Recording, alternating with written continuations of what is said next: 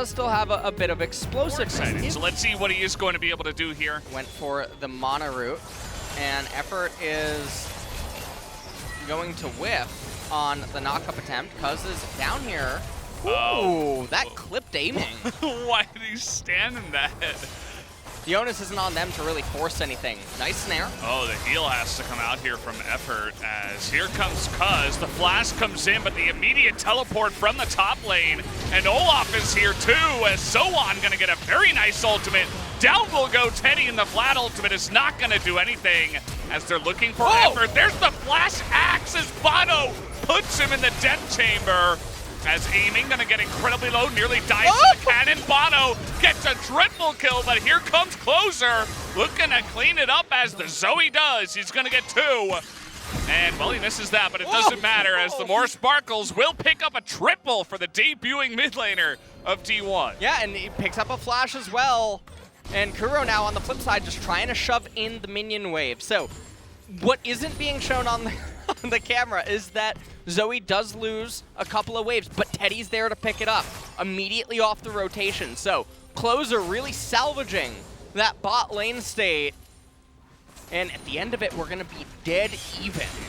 And then he sees Zoe and he's like, oh crap, I gotta go back. I don't know what Effort's doing here. What is he? Hello? You're looking to just open up the game immediately after that dragon is captured. Oh no, here we go. Yeah, they're gonna force the Ragnarok. That's another missed Battlestar as he's not able to follow up there. He's able to hit the bubble this time around, but again, not able to bridge the distance onto Kuro. I feel like you've got this bed Zoe attached to him. They can zone control endlessly with Ori and Ashe. We got a bit of a fight. Oh, that miscue is big for Zoan. He might be just dead here. One more empowered Q, and that's going to be the end of that. That's just a very big pickup for Kana. On this flat. Okay, well, he's dead. Yeah, he's, well, you know, I mean, it was a nice pickup, and then all of a sudden it it's just sort of like one of those days where, you know, you wake up and everything's just starting to go wrong. Yeah. You end up, you know, you start with a headache, and it's a little bit of a headache now for Kuro, who's going to get flashed on. The Volibear ultimate will be very effective. Super effective, even as Effort is he's going to stay alive.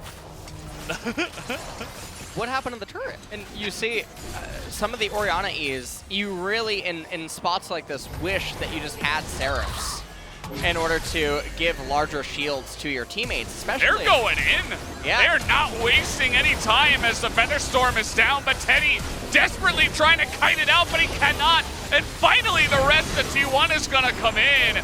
But the Ashe getting so much value. Zoan, though, kind of baiting his team into this one. Kana in the back line aiming. In the front is just going to get blown up. As now Bono can't do it alone. The triple kill goes to Cuz, who is untouchable. The other thing is, if you really want the Grievous wounds, I mean, you just have Volibear or pick up. You either have Volibear or pick up Bramblevast or Kana. He's trying to go 1v2, nearly able to, and he is going to be able to shut down Zoan, but he beats Cuz into an awkward spot. At least the stone plate does 0. And now KT in a little bit of an awkward spot. Looking to try to zone. Oh, he got the bubble? He does, and he's going to 1v1 that Orianna, and that's going to be the end of this fight. The rest of them going to go falling down like flies. His Closer is going to be able to close out the team fight, as now finally T1 will be able to push in and take the win. Yeah, and the two most important champions to T1's team composition are the ones that stand tall at the end of it. And I'm pretty sure with their AP values, they're able to just completely tap these turrets and bring them down. Yeah, this is going to be a very easy pickup for T1. So, Closer in his debut performance going to be 5-0-4. He did lose to Shopkeeper, but rookie mistake, not the end of the world. And that's going to be the game for T1, because I felt like this game went very slow, especially for T1 when they... Welcome to the post-game analysis of T1 versus KT Rolster Game 1. Today we're joined by Subin Yoon, as well as Lyra and Pawn. 안녕하세요. Hello everyone. 안녕하세요. 보노석입니다. 네, 오늘 T1에서 클로저 선수가 Right. 출전을 했는데요. From T1, Closer started for them. 새로운 점이 있었을까요? Were there any differences in the draft due to that change roster? Well, KT took Olaf and Ashe, trying to bolster their laning phase, whereas T1 picked Xayah and Rakan as a countermeasure.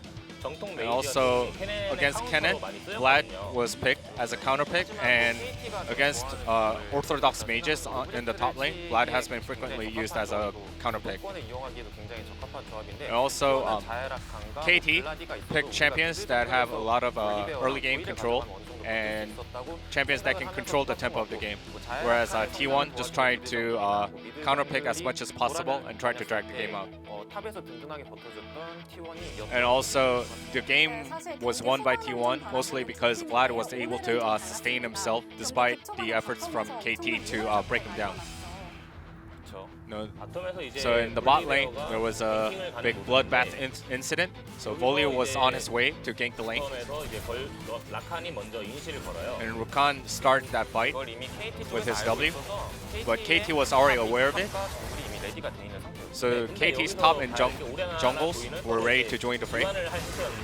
And Orianna was trying to recall, but Zoe had Ghost available, therefore he joined the team fight much faster than Orianna, and actually Orianna reverted back to his respective lane.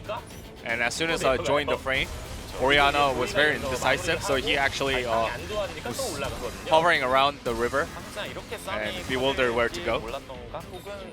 And either Orianna wasn't prepared that the fight was going to get this elongated, or maybe it was a shot call where the members of KT told him not to come down. So if Orianna had gone down, then they could have narrowed the margin. However, due to Orianna's absence in the bot lane skirmish, the discrepancy got heightened furthermore. And the game dragged out long enough where T1 was comfortable for a team fight, and everything was... KT was already on their back foot by then. So although KT started off the fight really well and even got the kill, however they overextended and ended up all dead. So here, Kennen's flash was burnt due to the play from T1, which is very crucial in teamfight situations. So Ashe used ult, but Xayah cleansed out and also used her ult to get out of the harm's way. But KT chased all the way to the end to get rid of Xayah. And here, although it seems like a 4v3, but Lux got trouble bubbled by Zoe. And also Vlad's ult hit 3 members of KT, and therefore Volibear was able to clean up the fight in the end.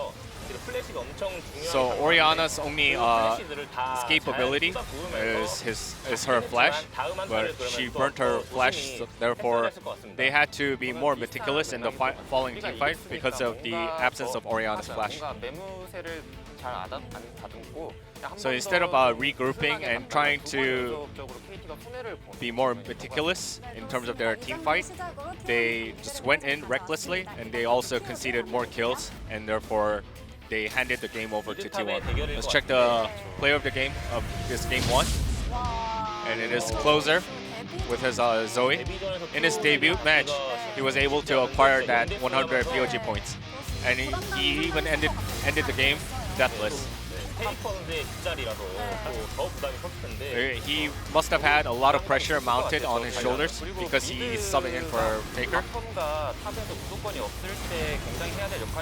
But there are a lot of things that Zoe had to do when there was no tempo for them in both mid and bot lanes, which he did extraordinarily. I think that luck is also a part of skill for grabbing the necessary skills with Zoe's W, and he most definitely carried this game using his proficiency of Zoe. There were moments where he used the smite onto the minions and then hit the trouble bubble, getting rid of that minion blockage. Got 9 out of 12 votes. And Vlad could have also got the POG, but Closer popping off in his debut match ended up as the POG. Alright, can T1 get a clean sheet victory to get to that top 3, or can KT rebound in game 2?